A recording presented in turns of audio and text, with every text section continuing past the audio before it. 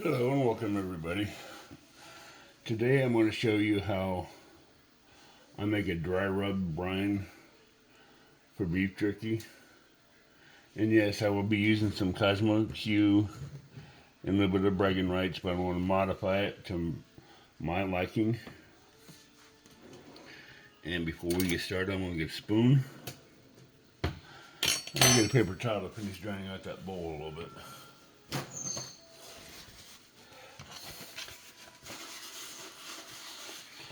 I don't want this stuff to be wet because it won't make shake well.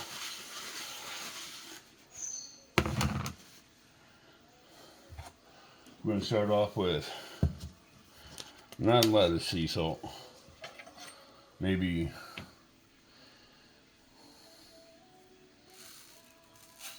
one, two, and can't forget Old Bay. Can't forget Old Bay in here. So one big well-rounded teaspoon of Old Bay.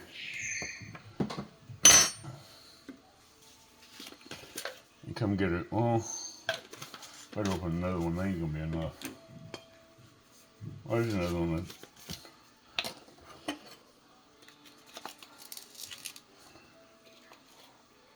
One, two,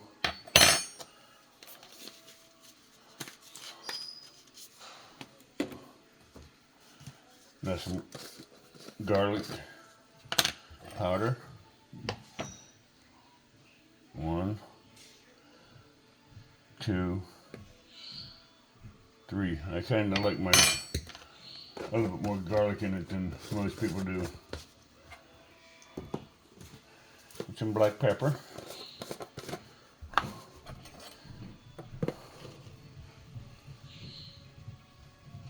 Do one, maybe a half.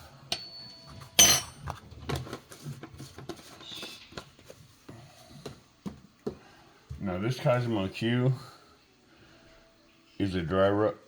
It's a dry rub, but it's killer bee, so it's gonna be kind of sweet. So I'm gonna kind of go a little strong on it. Two, three, four, five, six. Go seven on that.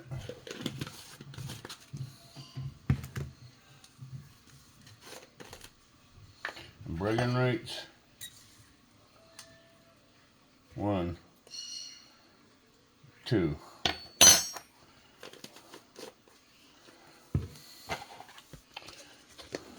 Now, the only reason why I put salt in here for the jerky is for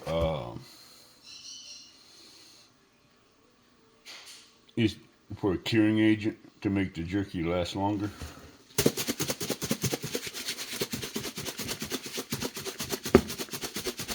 Now just shake it up real good, and you'll be good to go. That's perfect coloring right there.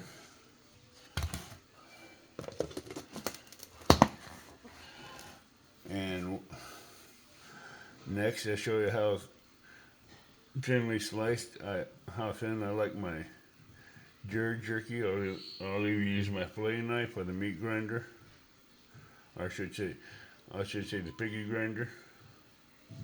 Now here's some of the jerky I made in the first batch. As you can see, I was toying with the idea of how thin to make it. And I went a little bit too thin for that. But I will take you along when I cut this up and put it in a dry brine and show you how this comes out and looks. Because I'll put the meat in the dry brine for about maybe an hour, 30 minutes to an hour. Because here's some jerky I made last night. I put in the dry brine, put that in the fridge, It's a homemade teriyaki without sugar in it. So that's going to go on one deep fryer. And not deep fryer, but dehydrator.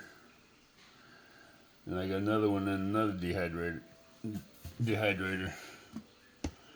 I'm going to run them about maybe 4 hours, according to what the dehydrator says.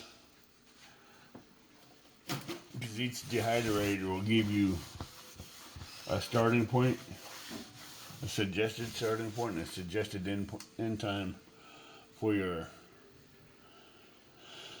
whatever you're dehydrating. So with the ones I'm using right now, they're running anywhere from 3 to 5 hours, depending on the thickness of your meat.